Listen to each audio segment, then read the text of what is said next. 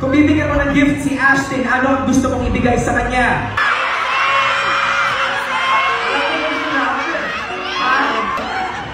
Food. Food.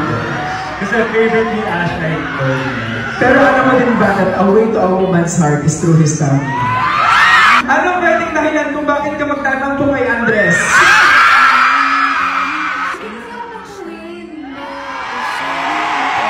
Sino yung ako eh? Alam niyo ba hindi niya? Tinatampo mo. So lahat yun? Thoughtful siya eh. Lahat yun. Name one item you can't live without. One thing I can't live without, siguro... Ay, water bottle. Say hello to Andres. Alis ako dito sa gitna in 3 emotions. Paano mo sasabihin? Para sa kasi ito, I want to say hello, Andres, na happy. Oh, hello, Andres, na kinikilig.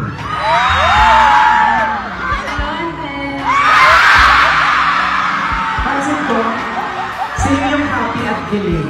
So, yun ba yung dalawang emosyon na nararamdaman mo kapag nag-hello ka sa kanya? Happy at kilig. Okay, anyway. Kung ikaw compare mo siya sa isang pet, anong pet siya? Siyempre naman, di ko siya ito-compare sa pet. Si Ashley Nobigato, yung munta ng sexual angel. Anong favorite memory mo with Andres? Ako yung first shot namin sa eBay. Okay?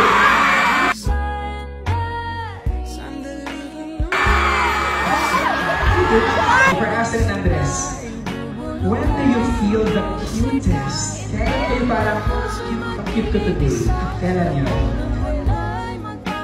Yes, you go first, brother. Siguro, kasama ko si...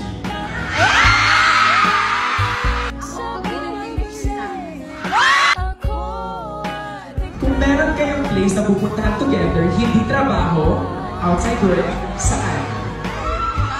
Date! Hypothetical, diba? Ask mo si Ash muna. Ask mo Hindi si Ash ako! muna. Dapat ikaw muna! Let's go, let's go, let's go! O sige. Ideal first date.